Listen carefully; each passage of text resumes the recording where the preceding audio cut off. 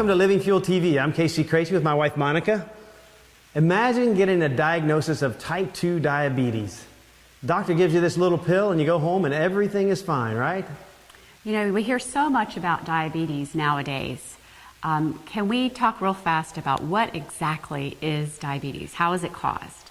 Well, we have pre-diabetes, diabetes, metabolic syndrome, type 1 and type 2. Now, there's actually another one burgeoning called type 3, so let's discuss that.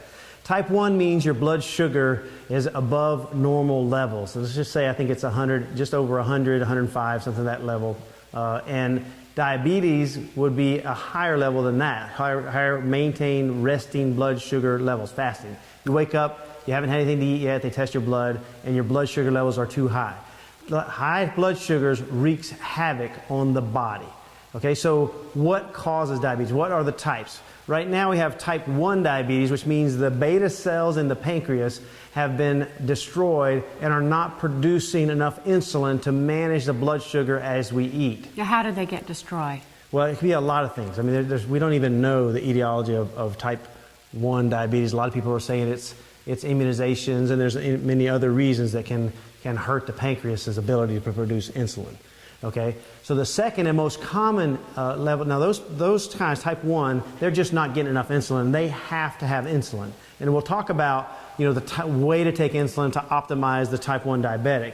But right now we'll talk about type 2 diabetes. That means the pancreas is producing enough insulin, but the cells are not recognizing it. It would be like being in a loud restaurant and we're having a discussion and we're tuned into each other, but we are shutting out all the other discussion.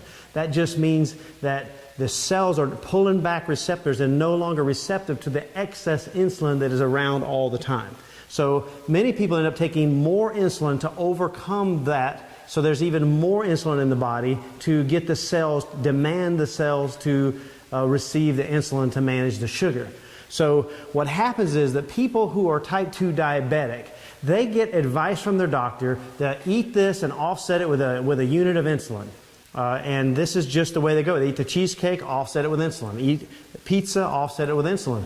What happens, however, is that long-term high insulin levels are at the root of every disease of aging. So they say, you know, heart disease, cancer, kidney disease, complications from osteoporosis and stroke, all these are diseases of aging, but really they are diseases of long-term high blood sugar and insulin. I think it's important to say, too, that I guess in defense of doctors, they're not taught nutritional education. I mean, they're taught pharmaceutical education and then surgery, right? That's really the so most they're part. Really sharing from what they know. Doctors are very interested in this also because it really is an early death sentence. So what happens when you have insulin all the time as a type 2 diabetic? You can blow out the pancreas, the beta cells in the pancreas. So now you got type 1 and type 2, often talked to now, or described as type 3 diabetes. It is really a mess. Now, if any of you have seen people who have had diabetes for many years, they go blind, they have amputations of their feet and limbs, they have diabetic neuropathy, which means they can't really feel when they touch things with their hands or their feet. So it develops into a circulatory issue as well. It is a circulatory issue because high insulin, if you ever looked at where a diabetic takes insulin, that spot is hypercoagulation. So high insulin can cause coagulation, which can cause heart disease or heart attack and stroke, and it's really, really a long list. Okay, so let's talk about how food develops or what we eat either makes us diabetic or not diabetic. Okay, so now, 100 years ago, the average sugar intake is estimated to be about 5 pounds per year. Per person. Per person on the average. Mom would make an apple pie. You would go to the store once in a while and get a piece of candy. But it wasn't a luxury. A luxury. Yeah. But it has become a staple in our lives. So now the average intake of sugar is over 150 pounds per year per person, and somebody's eating our sugar. So it is a big deal. Really now, 15% of most people's calories are coming from hidden calories and drinks and sweet drinks and coffee and that sort of thing. And you have eating breads and grains, and you vegetarians out there are swapping out the meat for grains. And what happens as a result of all these things is you have chronic high insulin levels, which is a disaster for your health. Now, some people can maintain this for longer than others, but it is a recipe for disaster that's going to take over once and for all at some point. So what's a person to do? What's a person to do? Now, the research shows that all-cause mortality drops as your fasting blood sugar drops below 80.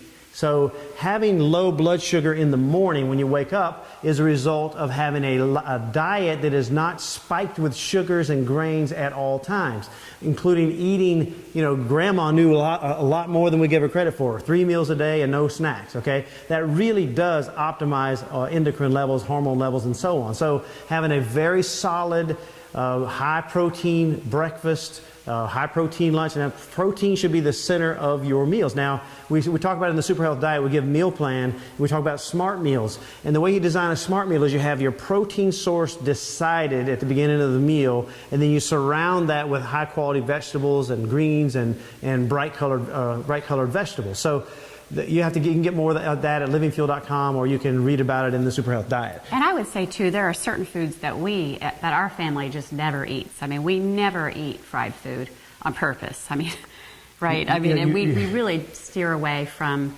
pork and shellfish. So you have to have a list of things you won't do, okay? But the main, like for instance, if you were to go to a restaurant today and you say, before you get there, I will not eat the bread that they put on the table, I will not have sweet drinks, and I will not order dessert. That alone can radically change your life. These are a few of the ideas. A lot of them are in my new book, The Super Health Diet. You can read about it at livingfuel.com. You can watch other shows we've done on the subject. But I really hope this was helpful to you today. Eat clean, solid nutrition. That is the foundation of long life. And really, in a nutshell, if you could just drop the sugars way back, and the foods that turn to sugars as well, like your grains, your starches, those types of things. Keep in mind that a cow comes in the feedlot at 350 pounds and goes out at 800. And what do they feed them? Corn. The same thing happens to humans. So you got to be careful of eating too many carbohydrates. Too many carbohydrates can shorten your life and will. So hopefully this was enjoyable to you. You got some good information. Go out and do it. God bless you and have a great day.